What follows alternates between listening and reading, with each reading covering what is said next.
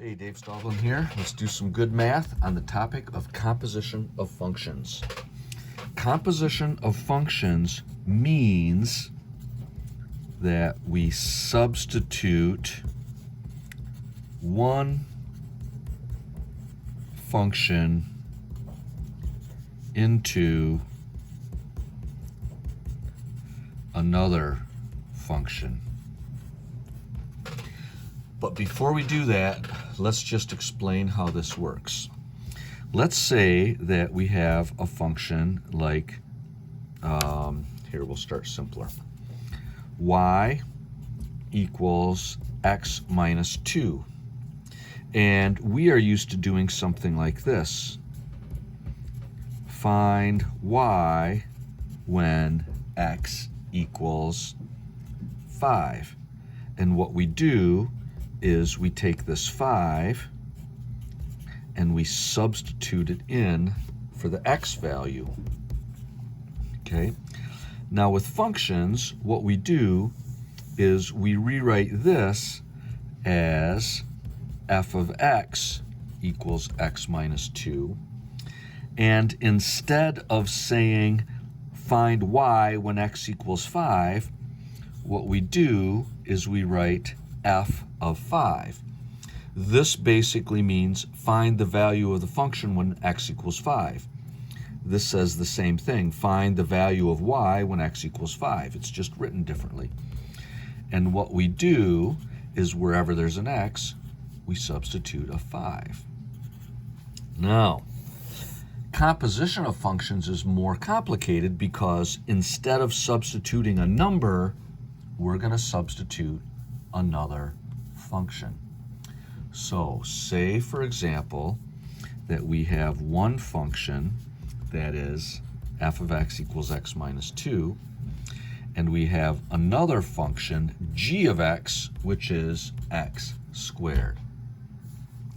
So this is what we're going to do. We are going to say f, here, I'm going to move this over a little bit,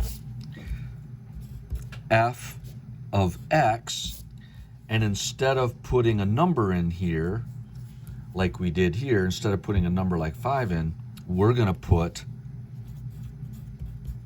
a function inside. And so what we would do is, just like up here where we wrote parenthesis minus 2, so this is x minus 2. Now, in this spot here, instead of substituting a 5, we're going to substitute the g of x, which is x squared. And that's how composition of functions works.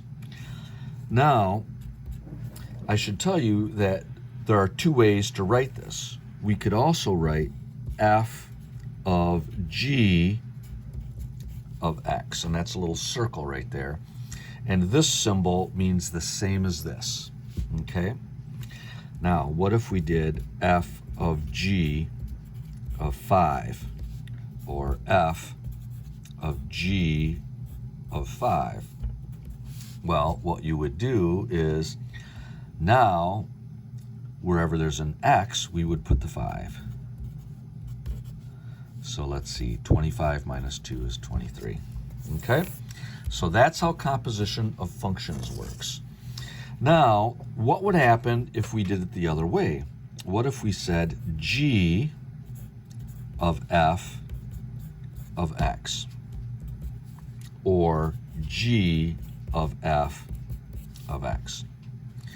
All right, well, here's how it works. What we do is we start with the g function. Well, what's the g function? The g function is x squared. And now, what do we put in front of there, inside of there? We put in the f function, which is x minus 2. And we did it. So that's all there is to it. Then if we did something like g of f of 5, wherever there's an x, we'd substitute a 5. So 3 squared is 9. Okay, Let's try one more, and then we'll call it quits. Let's see. Let's say that we have m of x equals 2x plus 1. And let's say we have p of x equals x cubed plus 4x. Okay? So that's a pretty bad looking letter P. Let's fix that. There we go. So let's say, for example, that we want to find m of p of x. Well, this is hard for me to understand, so I'm going to rewrite it this way. M of p of x. Okay? So what we're going to do is we're going to start with the m function. The m function is 2x plus 1. So where that x is, I put these parentheses. Now what am I going to put in there? The p of x function, which is this, x cubed plus 4x. And then we simplify. 2x cubed plus 8x plus 1. And we did it. Now let's do it the other way. Let's say we had p of m of x. Well, let's rewrite this. Let's start with the p function, and then we're going to substitute the m function inside of it. And the way we would write this is follows. We'd start with the p function, which is x cubed plus 4x. And then in those areas, we're going to plug in the m function like that. And we have done it. Now, ideally, we would multiply all this out and combine like terms, but I don't think we need to do that for this point. I just want you to know that composition of functions means that you substitute one function into another function.